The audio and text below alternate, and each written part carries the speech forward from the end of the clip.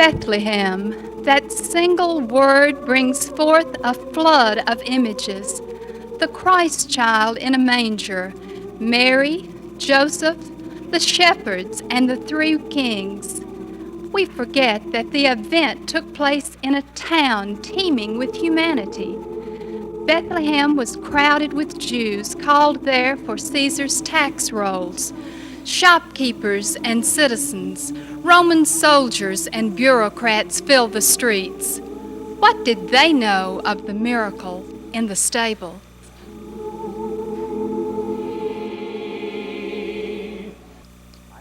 I'm Obed the shepherd. I don't mix with the Bethlehem town folk much. I don't buy or sell or gossip. I tend my sheep and live on goat cheese and Jehovah's sunshine. I'm old now. When I was a boy, I used to climb those hills over there and pretend I was David the warrior king. Now I'm content to watch the clouds draw their shadows over the hills. I still dream, though. I like to think that someday, before I die, I will see the coming of the Messiah. Strange I should think of that now. This has been a night for deep thought. The air is so clear. The stars are like diamonds cast on black silk. Many nights while Bethlehem sleeps below, the stars sing to me.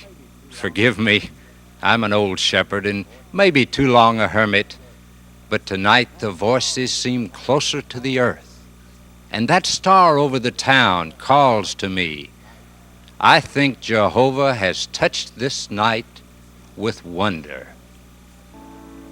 I'm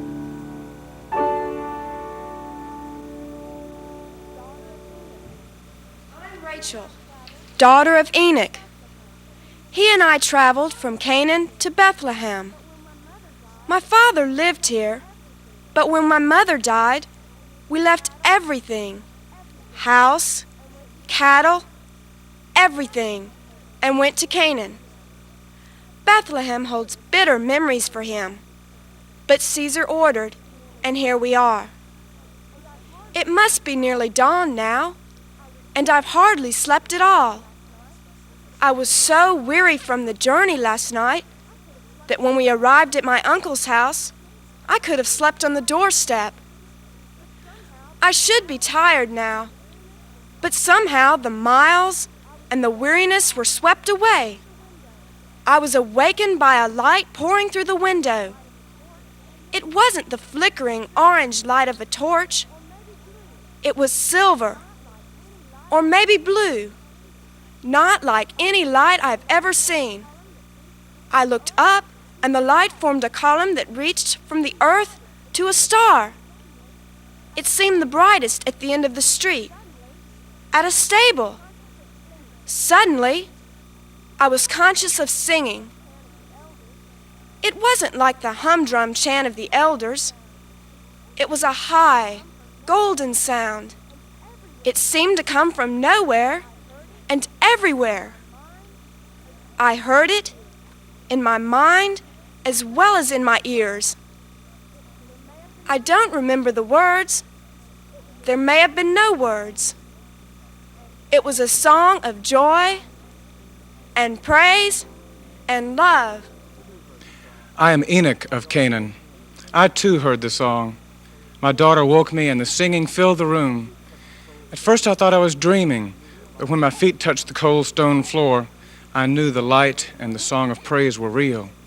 I threw on my robe and ran down the street toward the stable. I didn't know what I expected to see. I just felt a miracle was happening around me.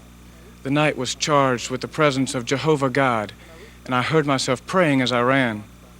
When I reached the stable, the door was blocked by 3 men. They wore rich robes of silk. On their heads were turbans of fine linen, and around their necks hung chains of gold. In their hands were rare gifts, and the smell of perfume and spice mingled with the odor of fresh hay. The 3 nobles moved aside, and I saw a sight that will warm me in the coldness of old age. The silver starlight illuminated a mother and child. In an instant, I recalled the prophecies I had learned at the feet of the elders. I was seeing the promised king, I bowed down in the straw and whispered prayers, for here, in a manger in Bethlehem, was born the Son of God. I am Elihu, the elder. Men have called me wise, because I have spent my years pondering the words of the prophets. I sit by the western wall of Bethlehem. Men ask me to settle their disputes and decide matters of Hebrew law. Sometimes the words of the prophets fail me, and I say, this matter must wait for the coming of the Messiah. He will have the answer. The potter came to me by night and said, come with me, teacher, the Messiah is born. I limped through the narrow streets and came to the innkeeper's manger. My heart told me I had seen the Savior. For years I had dreamed of a great king born in the shadow of marble columns. I expected a mighty warrior who would roll over our persecutors in an armed chariot, righting justice with the point of a golden sword. Jehovah confounded our earthly wisdom by giving us a Savior wrapped in swaddling clothes, lying in a manger. From this manger, from the humble village, the glory of the Lord will shine forth across the centuries. Let's go!